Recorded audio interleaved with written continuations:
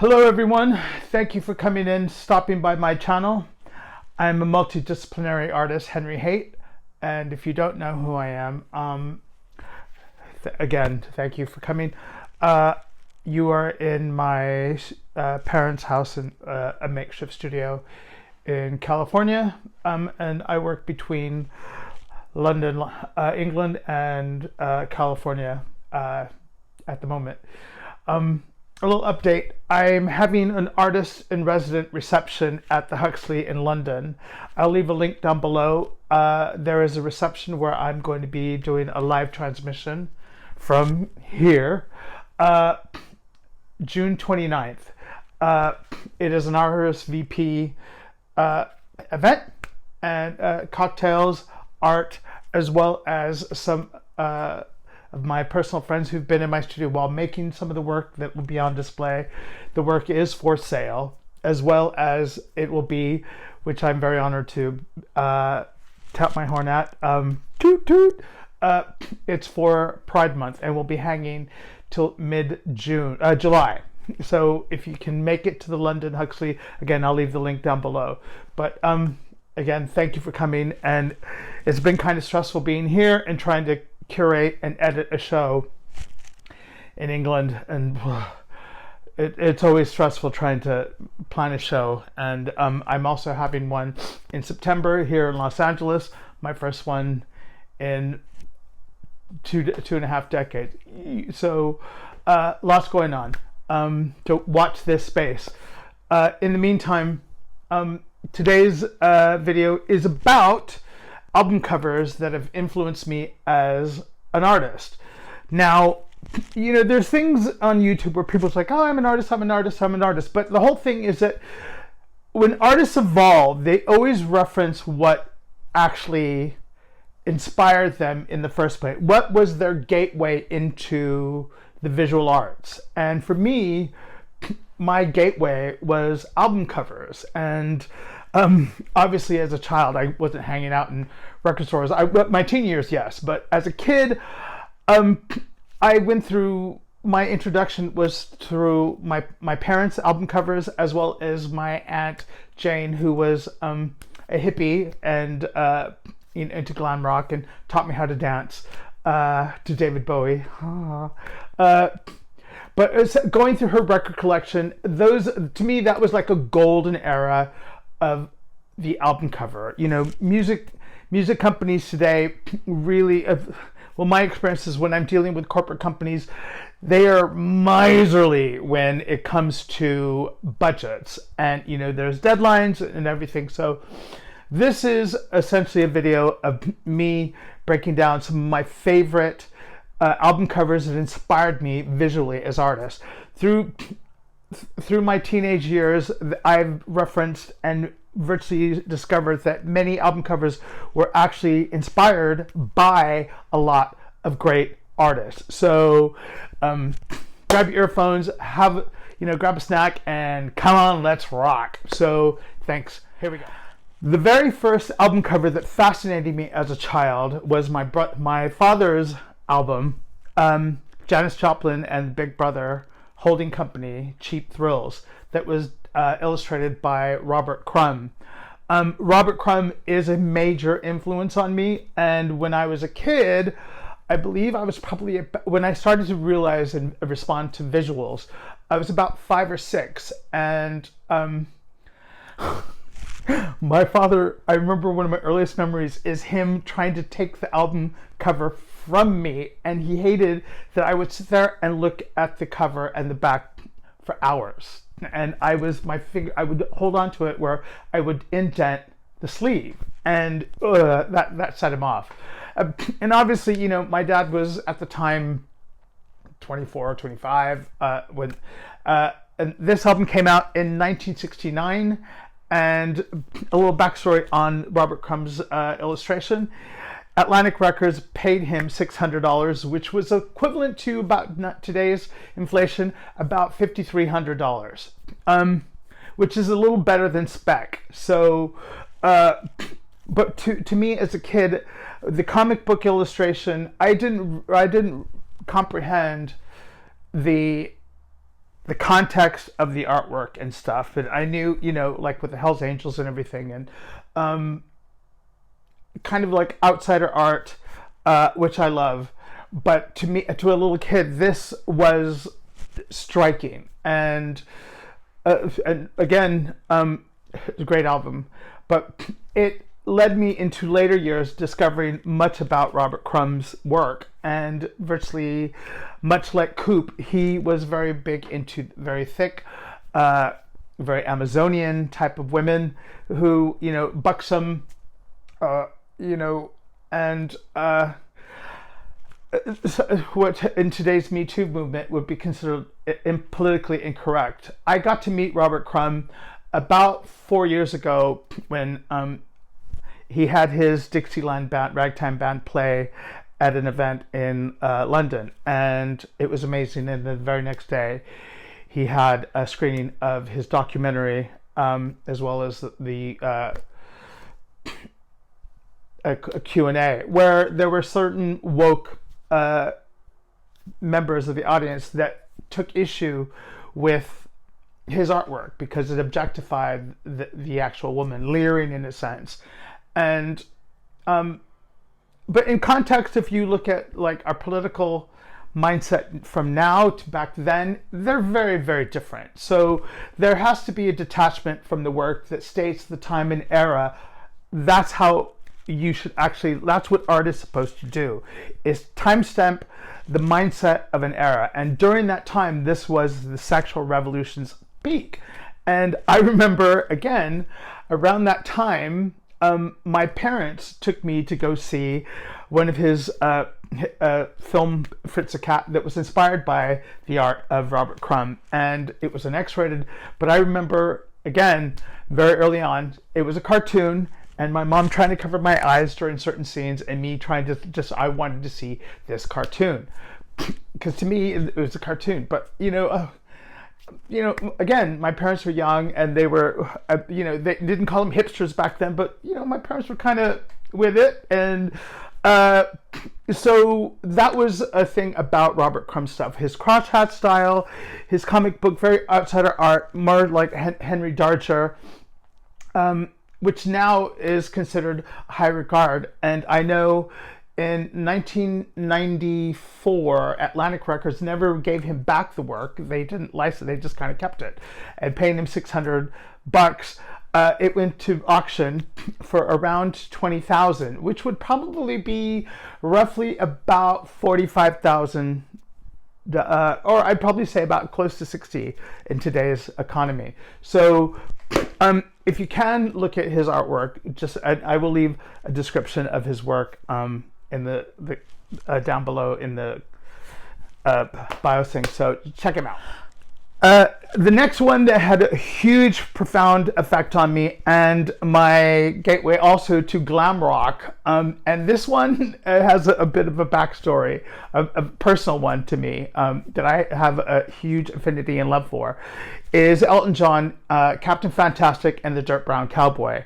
This album cover was amazing, and again, much to my aunt's, who was babysitting me and a teenager at the time, had this album, and I would sit there and just stare at it because there were so many things, much like Ronnie Sabash, the Garden of Earthly Delights. There's so much going on, and the workmanship and the craftsman and detail is impeccable. It is a stunning album cover. And you have to remember, back in the 70s, when I was a kid, not in my day, but record companies would actually pay artists to reproduce these album covers and stick them on the front of record shops. And you would see them from the sidewalk, and it was just, it was striking. And when I worked in porn in the 90s, yes, I worked in porn, we were paid a lot of money to virtually put all our efforts on the box cover because it was a visual that the consumer was going to buy. And I learned early on that, if you make a striking, arresting image, the consumer is going to see it and want to pick it up. And there's a commercial saying in copy speak, if it's eye level, it's buy level. And much like one of my favorite painters, David Sally, used to say, if you can make an arresting, striking image, your job is done. And this album cover to a little boy was amazing. One of my things that I came home when they used to pin a note to you, and my aunt would babysit us, and I come straight from elementary school. There was a talent show, and she decided that I was going to mime the lyrics to Someone Saved My Life Tonight. And she was going to dress me up in her glam rock garb and lame and flowers and glitter glasses and everything. And I mean the full shebang. And I remember really loving this song because it was very, very beautiful. And she put me up for the school talent show. I lost to some little bitch twirling a baton. And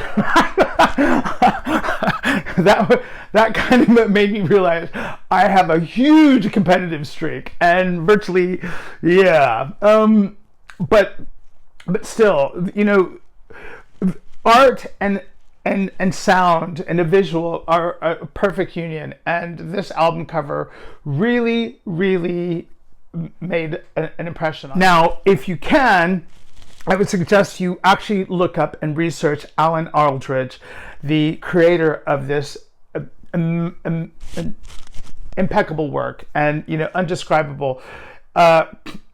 His work is just phenomenal. And essentially, if you look at his work, it predates artists like Marc Rude and other artists with a lot of detail. So I would say just have a look at it. And, you know, to me, that album is an essential listening to actually inspire you, because it's just, for me, a beautiful record, and just very emotional. And yeah, have a go. Check it out.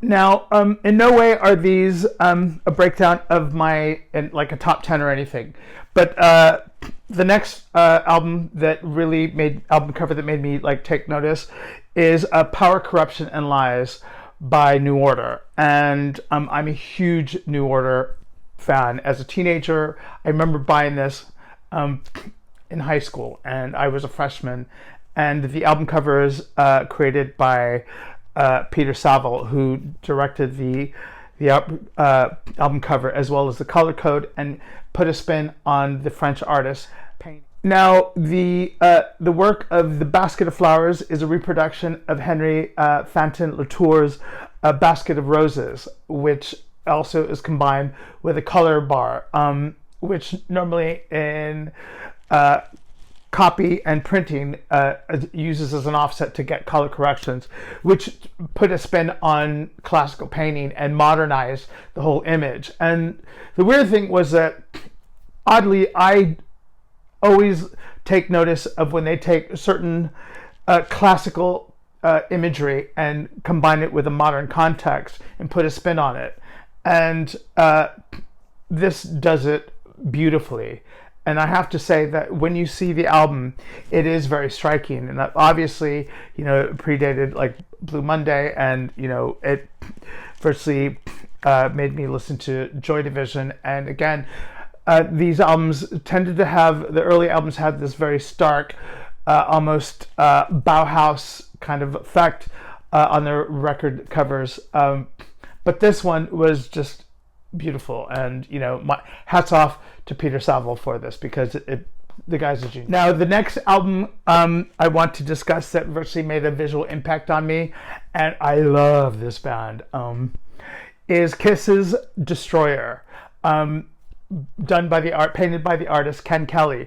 Now, as I was a kid, Kiss came up through the glam rock phase, and as I started to mature, you know, Looney Tunes and cartoons and Little Rascals were very prominent in my life as, you know, light fodder. But then when I saw Kiss, it married the visual and the theater, much like what glam rock does. But then their image was so striking. They were almost, I want to say, kabuki on steroids, or, you know, and that's what it was like. Alice Cooper and all those bands of that time, like David Bowie, they were very, very theatrical, and I stopped watching cartoons and virtually just started looking at rock bands. And you know, that album really kind of made me take notice. And when you look at those things, especially these album covers, and Kiss kind of had that comic book effect to it, pop art effect, much again like the Elton John Captain Fantastic, or even the Goodbye Yellow Brick Road. There was an illustrative commercial feeling to these that virtually went far and beyond that, and virtually kind of made way for what we now look at as the rock poster. And again, to an 11-year-old kid, I was like, fuck me, I got to hear this band. And so I loved them so much that when I was about 11, I dressed as Ace Frehley for Halloween, and to date, that is my favorite costume. So I've been fortunate to see a Kiss and New Order, but I've never seen Elton John live or Janis Joplin, obviously for obvious reasons.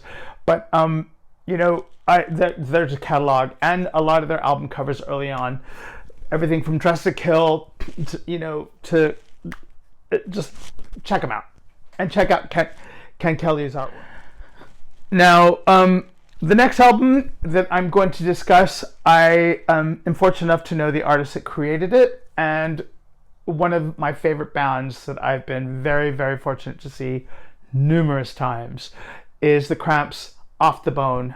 And the album cover, again, references the illustrative, commercial, comic, kind of pulp things that I used to see as a kid. I was never really a huge comic book fan, but when I did read them, my favorite part wasn't the actual comics, it was the ads and stuff, like all the weird shit that you would see at the end, like the X-ray glasses, or the sea monkey people. To this day, those are very close to my heart. Kind of this trashy kind of naughty, you shouldn't be ordering that, brown paper, just weird. I was a weird kid, but Off the Bone to me is a great record, and the artist Graham Humphreys is a really great guy, lovely dude, and he's a master of horror paintings, and watching him work is impeccable. Again, he has a mastery of detail and composition, and this his roster and his body of work is extremely impressive. And I will again leave a link down below that you can check his work. Now, this one again references back to my Aunt Jane babysitting me, and I remember when I saw this album cover, there was several artworks that made me go, oh, and this album cover did that. I don't want to say it elicited the gay gasp, but it made me, oh, and it was David Bowie's Diamond Dogs. And I, over the years, bought this album in vinyl, CD, cassette, you name it, I had it. And at one point my dog used to eat that fucking CD, and I'd have to go buy another one. So it was just like, but seeing that it was a hybrid of a man and a dog, which virtually affected me into my work, where I've incorporated those type of things, man as animal. And I even did a print of both. I even did an art print of David Bowie and his guitarist Mick Ronson doing something that was scandalous at the time, where he was essentially giving orally satisfying the guitar strings, which was simulating a sex act. And at the time, that was and people clutching the pearls and shit, and I was like, whoa. And David Bowie to me has been a huge impact on me, because he took art, theater, dance from different cultures and melded into something great. And again, came from that glam rock art where they really pushed the envelope before censoring, and that had a huge impact on me as a kid. And his albums were always arresting, but Diamond Dogs to me was just a seminal classic. And thanks to my Aunt Jane, I remember seeing this, and again, just look at that album cover for hours. Looking at this album cover that was created by Gary Peelaert, just incredible. And one of my favorite things about this was not only the hybrid, but the two hounds behind with their gaze of this wicked, I don't want to say scowl, but you just kind of wondered what these two creatures were thinking. And as a kid and as a viewer of these things, you want to know. It speaks a language to you where you want to think what's happening here, what is going on, and this really opened up my mind to what's possible as art as commerce to a great degree, especially right now where I honestly feel that a lot of illustrators are kind of reverting to this kind of almost childlike. And no disrespect to it, because I want to say something that I don't knock to anyone's hustle, but it's I want to say it's some of the work that I see a lot where people go, I'm doing this art stuff, is like verging on to Catch a Predator, where it just, and it sounds awful to say because I'm not woke, I'm not an extreme rightist or a liberal or anything, I'm just me, but you want something that's going to be timeless. And these album covers, although they hark to an era, Diamond Dogs encompass everything from a circus banner, which and my great love of the circus, and it had all those things. And when I look at it, even to this day, and if you get a chance to see the touring exhibition of David Bowie go, because it really enshrines what an artist's mental mind and body work can and evolves into. The next album cover I want to discuss that virtually made me stand up and take notice much into my teen years was Sonic Youth Daydream Nation. Now this is considered their masterpiece, and the album cover was created by the very incomparable Gerhard Richter, who is a painter, and during this point it's done in a photographic style of a single candle in a olive gray colored room, and the flame. And when I first saw this album cover, I actually thought it was just a photograph, and it's based on the work Candle. And Sonic Youth do a song on the album called Candle. And again, I've seen Sonic Youth they're one of my favorite bands. So, but Sonic Youth have always had a knack for picking artists to virtually be displayed on their album covers. Not only that, but from one of the major punk rock artists, Raymond Pettibon, who I loved. And essentially, this album, I discovered the work of Gerhard Richter, who went through his gray paintings and his photorealism stuff. And I went to retrospective at the Tate Modern and to see his show. And there's a documentary, which I will put in the link down below, based on that exhibition at the Tate Modern, which was incredible. And just seeing, again, the body work and the extreme differences and the genres of work that he created was very inspiring to me, to where I just I don't like the word niche, but he is one that fucking did everything and said to everyone else. And that album and virtually the artwork is incredible. So if you can listen to them on Spotify or YouTube or whatever, check them. So hats off to that fucking album. This next album that I'm going to choose is again from one of my favorite bands that I've mentioned before, the Cramps. And I was very fortunate to meet the artist of this album cover, Bad Music for Bad People, but done by Mad Marc Rude. At the time, I met Marc Rude in 1995 while I was an apprentice at the Funny Farm Tattoo in Los Feliz. And he was a client of one of the guys who was mentoring me, Jamie Sheen. And he was notorious on the punk scene because he created, one of my favorite albums, The Misfits, Earth AD. And his work, much like Graham Humphreys, he worked in pen and ink, and he used stipple. And again, referring back to Robert Crumb, I was very interested in pen and ink, and even as a teenager, I was always doodling in pens, and were the first thing that I had easy access to. As a poor kid, I couldn't afford, artist supplies or Indian ink and, stippling pens and things like that. But Marc was notorious for doing hours and hours of dots to build up and layers of these things. And his work encompasses, much like Graham Humphreys, the horror genre and the retro noir of that period, as well as turned its ear on the punk scene. And it was very visual and very striking, and he had a very distinct style.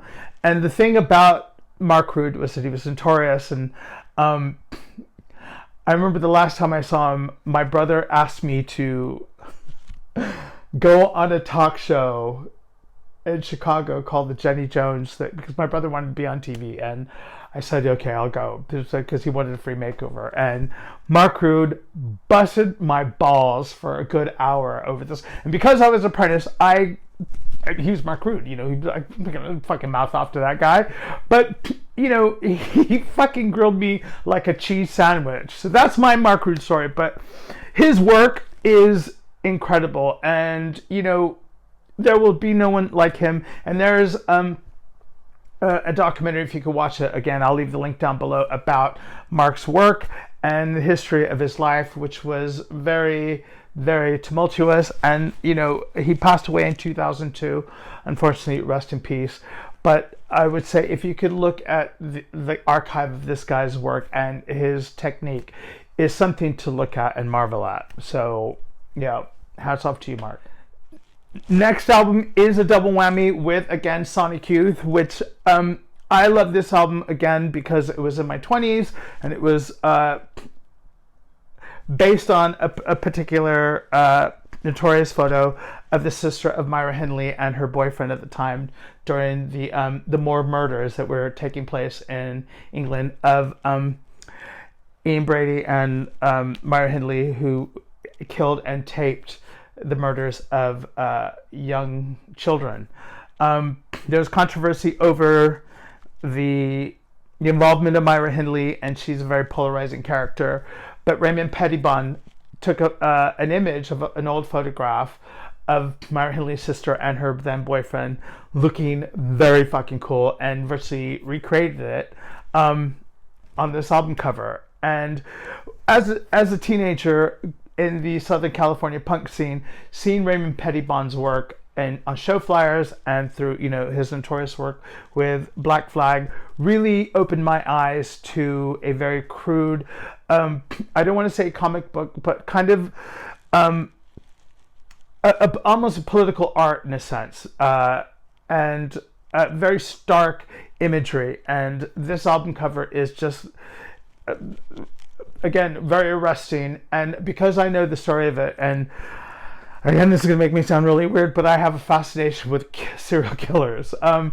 Not that I want to go out, but I find reading about what makes these people do these type of things, as well as the backstory and the history of these things, very fascinating. Most people take interest in murder mysteries and stuff. I like reading about serial killers, and Raymond Pettibon's work does kind of verge on the very dark and extreme, and the ironic, much like Banksy, but unlike Banksy, Raymond Pettibon's work is vast and varied, where he's came up through the punk scene and now is a highly regarded artist that you should really check out his body work. And I have a book right there of his, which I'm one to look at his stuff, and hats off to him and this album. So if you can, check them out. Next album is a great album that kind of is seminal to the 80s and virtually making a comeback to a lot of people who don't know about his work. But the album is Duran Duran's Rio, and the cover art was created by the artist and commercial artist and painter for Playboy, Patrick Nagel. And as a teenager, that was my interest in pinup work, because I virtually looked at his work, and if you look at what Patrick Nagel did, he would take Japanese wood cut pressings, kind of like what they do geishas, and he modernized it to using a simple color palette, very basic, streamlined, very 80s, almost kind of like what Erte would do, but virtually streamline it to virtually minimize it to make this striking image. And that cover, virtually, you saw posters everywhere, and for Papillon Publishing, and virtually he died early on in his career, right when at his peak, and there are now loads of counterfeit prints and stuff from Patrick Nagel, and his book is somewhere in here. But as a kid, I remember buying that album in grade school, and the new wave. But that album cover and his Nagel girls were just phenomenal. I still look at them and I just think, wow, because I know you see them in beauty shops and everyone's like, oh, but he kind of put something and a pinup like that on the map, and it's seminal of that era, a date stamp, and still very classic, and just great artwork because it's just an arresting image. And my favorite one is the actual girl crouched, more so with the hibiscus flower in her hair and the burgundy capri pants. I love that image. But Patrick Nagel was an amazing artist, which virtually heavily influenced me in my work. So do check him out if you can look at his archive and see his body of work, or if you can find the book. I know it's kind of pricey now because certain art books aren't cheap, so good ones, but do check out. Next album was released in 1979 by a great band that kind of led me into the new wave and punk era, was the Cars' Candy O. And the album cover was created by the artist Alberto Vargas, or creating the Varga Girl. Like Nagel, he worked for Esquire, where he had the pinup centerfold. And a little backstory on the pinup centerfold: back in the 40s and 50s, there was this obscenity law that they claimed that these illustrations and paintings were offensive. And unlike Nagel worked in acrylics, where Alberto Vargas and George Petty, they worked in watercolor, where they created this almost hyper-realistic work that virtually also minimized with like flesh tones, red lines, outlinings, and that gave way to artists like Olivia de Bardinis and the Olivia Girls that also worked for Playboy. And I'm a fan of all three of them, but when I remember seeing this album cover in a store, I was like, oh, and I'm a huge Cars fan, but Alberto Vargas created a lot of incredible, his use of lighting the face. I still look at his work, and here, or in my room somewhere, I look at how he lights faces, and virtually the warm and dark tones, and just the eyes, because he uses a single study to virtually make an impact, which is very profound to me. Much like Tom of Finland, where Tom would do, sometimes he would do a single study, less is more. And with him, it is, because he could just do that with just the stroke of a brush and watercolor, and just incredible. And again, classic work, an illustrious body of work that is just one to like marvel at and gaze for hours. And I tip my hat off to the gentleman, because he's a master of what he does. And if you can, look at his books. I'm sure most people have seen his work. And he'd done another album cover with the Cars, which strikes me, I think just before the I think it was in the mid 90s, but it was a girl used in the collage thing. Again, just incredible. And the Cars 2, great band. So the next album is by one of my favorite bands.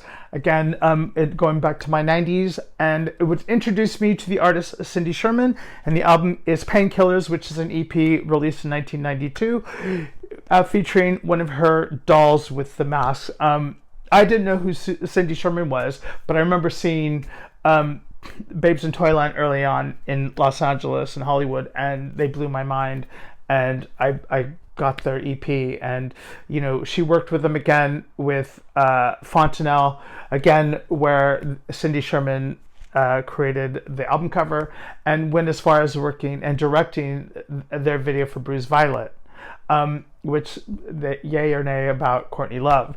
But Cindy Sherman's work was very front and center in Babes in Toyland's work as a feminist artist, as well as what that inner rage that paired up beautifully with Babes in Toyland. And I prefer Babes in Toyland over Hole, but I digress. But it led me to look at Cindy work. And the thing that I've always loved about Cindy Sherman's work is that she was a chameleon. And they always say that certain artists, they always kind of want to know something about an artist, and like Warhol, they keep guessing, like who is this person? And sometimes an artist's job is to be a reflect and a mirror of what humankind is, in my hands here, but to show the world as a reflection of what they see. Again, the artist's job is to observe, and Cindy Sherman did the starkness of the feminine psyche of who is the mystery of a woman, and especially right now it's so prevalent right now in the debate of what is a woman. And some of Cindy's work, especially, she would reflect the breakdown of her relationships in her work, and you could see this kind of, I don't want to say female rage or whatever, but she would get lost in that and bring you into her world, which is quite stark and arresting. And some of her work is incredible. My favorite photo of her is the one where she's holding I remember seeing it a couple of months back at House and Worth in downtown LA, of her clutching a letter, and I always think she's holding onto a love letter on a linoleum floor, and just had the Dear Cindy letter where the guy has just dumped her, and I'm like, that asshole. But and I know that is one of her highest priced photographs to virtually go to auction, which was like in the millions. So but Painkillers to me, He's My Thing, and Lorado are to my favorite tracks, because when I hear that in my head, I'm like, oh yeah, that's the stuff. But Cindy Sherman, is a great artist, and she made some fucking cool album covers. So, top marks. Okay, and now we have my favorite band in the whole wide world. I love them, and going back to, you can tell by my taste, it's pretty either rock, glam, or punk. I love soul music too, but I'll do more of these. But the last one is X, Under the Big Black Sun. The album came out in 1982. I purchased the album in 1983, 84.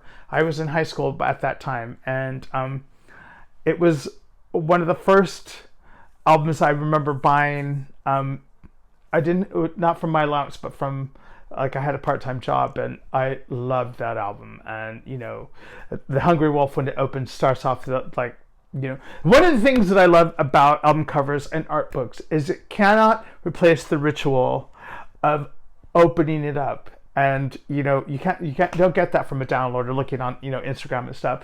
But the ritual of spending your hard-earned money and then opening it up and relishing the work of that and just listening to alone, and because you are working.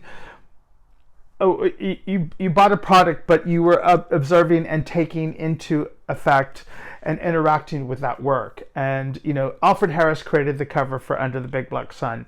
And again, back to Raymond Pettibon and a lot of the other artists, there was this stark imagery that kind of struck me, whereas just this, I want to say like this halfway house, like seedy motel room, but with the bottle in the bed with this black light coming in, and just like you just got, what the hell's happening here? But it took me to another place, and the album cover reflects what happens in Los Angeles at the time.